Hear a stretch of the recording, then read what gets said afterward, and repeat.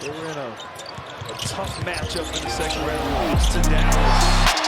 The Cavs traded for Caruso. A highlight here in the third. Seeing some extra pass. Anybody gets a touch. Joe. Oh my goodness. Williams off 1 foot. And it is 119 on the board.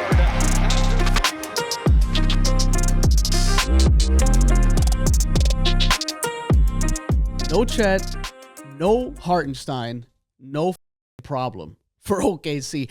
I wasn't going to do another OKC pod for, a good couple of weeks, trying to kind of diversify and switch it up and kind of go around the league and, pick different teams to kind of take looks at and do different videos for them like I usually try to do.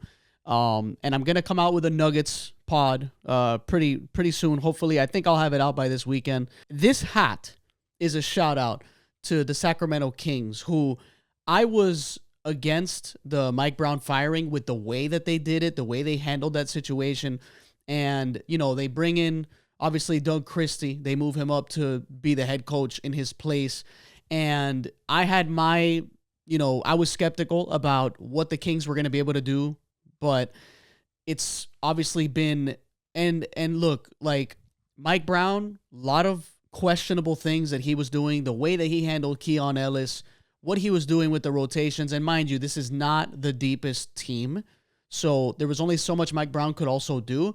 But clearly, the change in coaching was a huge impact on what the Kings have been able to do. That was a huge win last night, which is why I'm wearing this hat. It's just a shout out to the Sacramento Kings and how they've kind of turned their season around so far. Hopefully they continue to win a lot of games.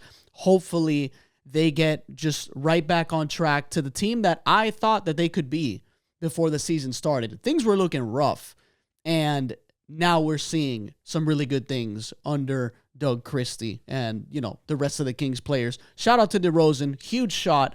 Let's talk about the OKC Cavs game from last night. This was a revenge game for OKC. And look, Shai, after the game, he says it's just another game. I think that's cap. I think they were ready to come back here and take care of business. At home, they destroy the Cavs, making the Cavs look like the team that people that are skeptical of them in terms of like what they're going to do in the playoffs, they looked every bit like that team that the skeptics are worried about. And Evan Mobley, absolute no-show. Just same with Donovan Mitchell. I thought, hey, second game, OKC is going to really bring it. But obviously no Hartenstein. So I'm thinking this is going to be a Cavs win, right? Like, that's just a big loss for OKC not having Hartenstein, especially with how close it was with him. And clearly, obviously, they have Caruso back, and he did a lot of good things in this game.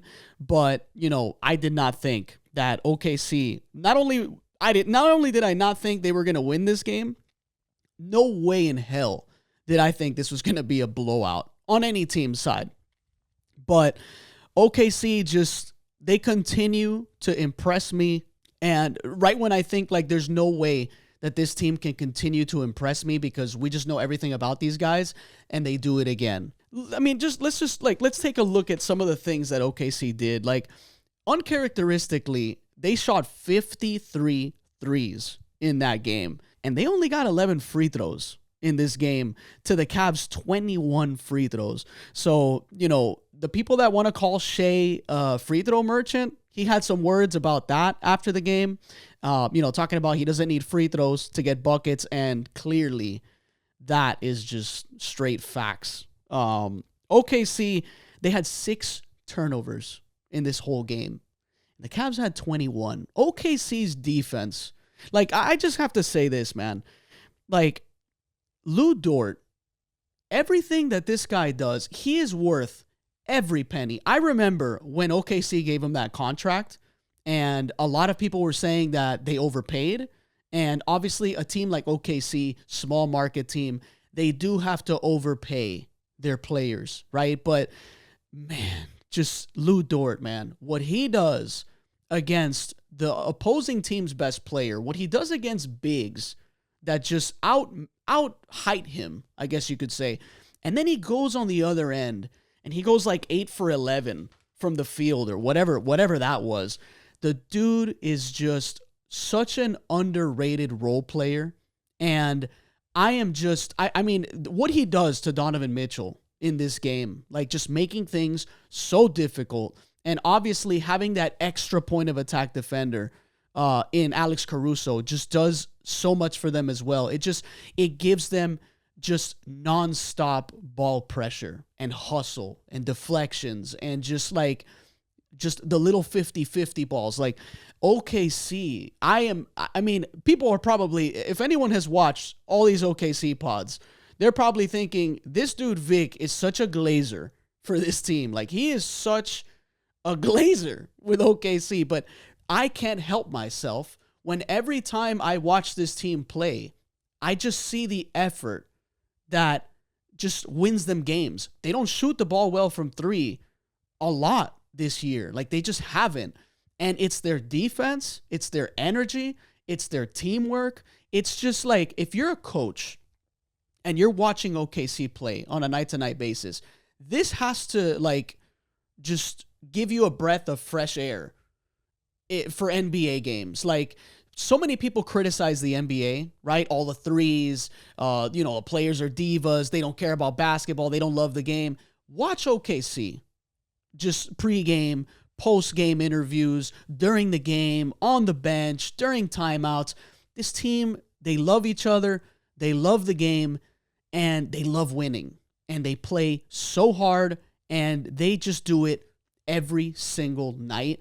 And this wasn't going to be some kind of breakdown pod. It was just going to be a quick, just me addressing what I saw last night. I mean, like, the way they dominated Cleveland in this game, it was just, it shows you this team's capabilities. And like I said, Chet still not here, and this team is still unstoppable. I don't know what else to say. And you know what? I will say one more thing about the Cleveland Cavaliers. This is exactly the type of game that makes you think, what is this team going to do in an important playoff game? When things get real hectic, when the threes aren't falling, right? When Donovan Mitchell doesn't have it. Because let me tell you something about Donovan Mitchell. This dude, he is elite. He's an excellent guard. Dude is insanely strong at his position. His ability to create shots and make such great passes, get to the rim, and just, he does a little bit of everything. And he's such a good player. But every now and again, in a big time moment, he has performances like these. And these are the ones that worry you if you're a Cavs fan. You know, if you're a Cavs fan, you're probably thinking, look, man, it's a bad game. It's at OKC, insanely hard place to play, just in general as it is. And look, it's one game in the regular season. Like, these guys, have 6 losses now, right? Like, you're going to lose some. And look, teams, they have bad losses. They have really good wins. They have bad wins, right? They have good losses, whatever it is. And this is just going to be chucked up as a bad loss for the Cavs. And they're going to move on from this. There's a lot of Cam Johnson rumors that I'm seeing now for the Cavs. But I don't care. Like, I know this is just a regular season game in January, but this is exactly the kind of performance from the Cavs that tends to happen when the moment is big, right? Like, when it's time to show us what you got, right? Like, this is prime time. It's a TNT game. It's a team that wants it wants revenge because of what happened. They lost, obviously. It was a tight game. It was a great one. And they're going to be at your neck, and you lay an egg in this game. Really bad loss for the Cavs. I'm not going to obviously put too much stock on this loss. I am going to put a lot of stock on the win for OKC, because for them to win the way they did against the NBA's best offense, one of the NBA's best defenses, one of the NBA's deepest teams, and a team that just beats everyone, right? I mean, the Cavs have been awesome all year. So, this is a huge win for OKC, and people should really start to think, like, who is going to get in the way of these guys? And that's it for this one. Thanks for listening. This is the All Things Basketball Podcast. I'm your host, Vic Lopez, as always. I'll catch you guys on the next one.